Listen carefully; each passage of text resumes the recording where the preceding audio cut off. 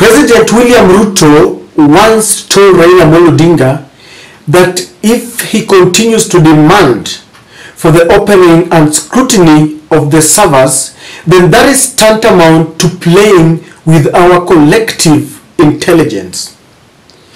Today, I want to repeat the very words and turn it to William Samoei Ruto. When he says that Raila Amolo Odinga is on the streets to seek for self-aggrandizement, then he is equally playing with our collective intelligence, because he understands so well that Kenyans are on the streets to force him to listen to them, to force him to revert what they had said during the public participation about the Finance Bill 2023. Kindly subscribe to our channel if you are watching us for the first time. And to those who support the channel and all our subscribers, I want to say thank you. Ladies and gentlemen, as we approach Wednesday, or should I say Wednesday, Thursday, and Friday, there is palpable tension, anxiety, and fear. What is so obvious now is that Raila Amolo Odinga and William Ruto are laying down their strategies. One is trying to ensure that people go to the streets peacefully. The other is planning to avert any kind of demonstrations. Now, I want us to look at the strategies that William Ruto have put in place, and I want to submit to you that William Ruto is losing it. Because if you look at the social media, they have charged their team of bloggers, and they are saying that there is going to be bloodshed. Remember, Moses Kuria once said that someone is going to be killed on Wednesday and is going to be buried on Thursday. They have managed the country in such a way to think that the only way to stop the demonstrations is to apprehend Raila Amolo Odinga, or to put it blatantly, they have threatened that they might kill him. Now, the reason I'm saying that this is tantamount to playing with our collective intelligence is because, ladies and gentlemen, we all know why people are on the streets. But Raila has really developed a strategy that is ripping William Ruto and the entire administration apart. When Raila Amolo Odinga announced that he had extended the protest days from 1 day to 3 days in a week, he gave a reason that it was due to public demand. And in a way, he is telling William Samoei Ruto that the very hustlers that you promised that the cost of living would come down are the very people who are tired of you, and they are the same people who are saying that you must climb down. Of course, in Kenya now we say Zakayo Shuka. Did you realize that in the last demonstration, Raila never went on the streets? But it was the demonstration that scared the demonstration stiff. Because in Machakos, a place that they thought that people are a bit passive, we saw policemen running away from angry civilians. In every corner of this world, people went out to express their anger and displeasure with this government. And so I want to submit to you that in as much as William Ruto is trying to use intimidation, fear and propaganda to avert the pending demonstrations, Raila Amolo Odinga is setting William Ruto against the people themselves. And you all know that even in areas that voted for William Ruto and Rigathi Gachagua, they are crying because njaa haichagui, everyone is suffering. Just the other day, the United Nations Human Rights Office released a strong statement and warned Ruto against using excessive force. And it appears that Raila Amolo Odinga has also set and exposed William Ruto within the international quotas. because I just read that William Ruto went there through his representatives and spoke and complained against the statements from the United Nations Human Rights.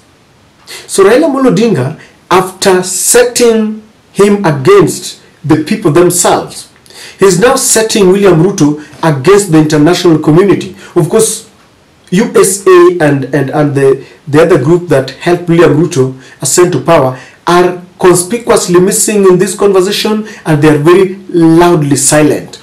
But the human rights watchdog at the international level are warning William Ruto, and they're telling Ruto that in the coming protests and demonstrations, they must ensure that they provide security as is stipulated within the constitution. So he's very unpopular within his fellow countrymen. He's becoming very much exposed at the international level. You must remember now that there was a time that leaks had indicated that the Deputy Secretary General of the UN had expressed her discontent with William Ruto, and she said that she does not trust William Ruto. That is Madam I think Amina Mohammed or somebody. So while William Ruto is speaking tough, Raila Amolo Odinga is playing his cards carefully, and so William Ruto has been exposed at the international level. It did end there because earlier Raila Amolo Odinga, the entire Zimio fraternity through their lawyer Paul Mwangi, had written a letter to the ICC, International Criminal Court, and they said that this administration is inclined to butcher. They want to commit assassination en masse, and they are killing people aimlessly. And that is why that's the reason why Inspector General of Police Japhet Koome has taken a back seat, because his name is lying there, is sitting at the ICC. I understand that there are secret agents of the ICC watching very closely what is happening. And so, which strategy is really working? Now, the police is not left out, because Edwin Sifuna is telling us that the police is divided.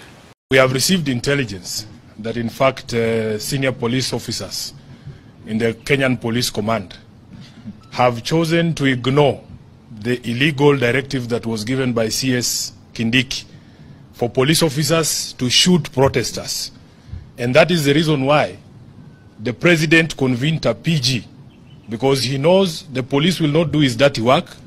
He has now told his own members of parliament to mobilize people in their constituencies to come and harm protesters. We want to say here to those of you who might be mobilized to come and fight your fellow Kenyans, we are not the enemy. We are not the ones who have added taxation on fuel. All these members of parliament here voted against that bill. You cannot come and fight your fellow hustlers in the streets. You cannot come from Madare and think that you are better than the person who comes from Kasarani. If Kenyans are sleeping hungry because of the price of food, the hustlers are sleeping hungry, and members of Azimio are also sleeping hungry. For a president to convene a meeting where he sets his own people against each other, I think we have never come to such a law in this country, and we must condemn it in the strongest words possible. I want the people of Azimio to know we have won the argument. By the time you hear a professor of law like Kindiki saying he no longer wants to hear English or Swahili or constitutional concepts, it means we have won the argument. They have no answer to the questions that Kenyans are asking them. That is why a professor, somebody who should be encouraging discourse, constitutional discourse, and encouraging the development of law, would get to a point and he says, sasa hii kizungu imekuwa mingi, wajuaji Nairobi wamekuwa wengi, sasa tupige hao risasi. It means we have won the argument and they have no answers. Finally, we will not fight our fellow countrymen. I want to make it very clear. In Nairobi, we live as a community. Kikuyu, Luya, Jaluo, kila mtu hapa. Saile Jaluo analala njaa, Muluya analala njaa, Mkikuyu analala njaa. We will not fight our fellow countrymen. In fact, some of these members of parliament who talk, you know, we are with them in the Senate. Mtu kama Cherargei, yeye anaweza piga nani hapa mbele vile mnaona hapa. Who can Cherargei fight here? Eh? He talks like that because he knows he's going to hide behind the instruments of violence of the state.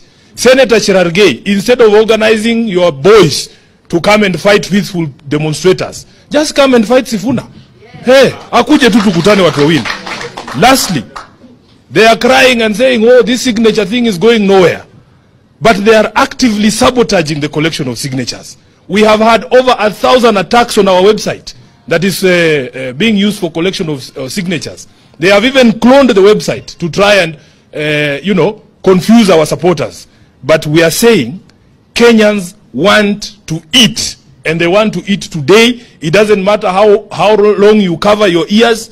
Tutapiga hiyo masikio kofi mpaka ifunguke. Usikie kilio ya Wakenya. Asante sana.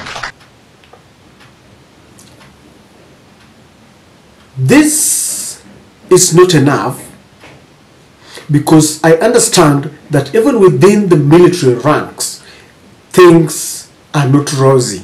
There is a general feeling, it is being discussed, that if things get thicker, then the military that is already divided, just like the police, will take over. And if you listen to this conversation, there's a new fraternity seems to be very happy. But those within the Kenya Kwanza rank are saying that nothing of the sort will ever happen. The truth is that Raila Amolo Odinga has grabbed every sector from William Samoei Ruto.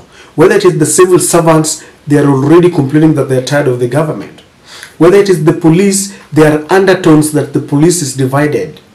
Whether it is the military, even though matters military are not discussed publicly, but these are Kenyans and we understand that the military is divided. Why? They are part and parcel of this country. They suffer just the same way as we suffer, as we do.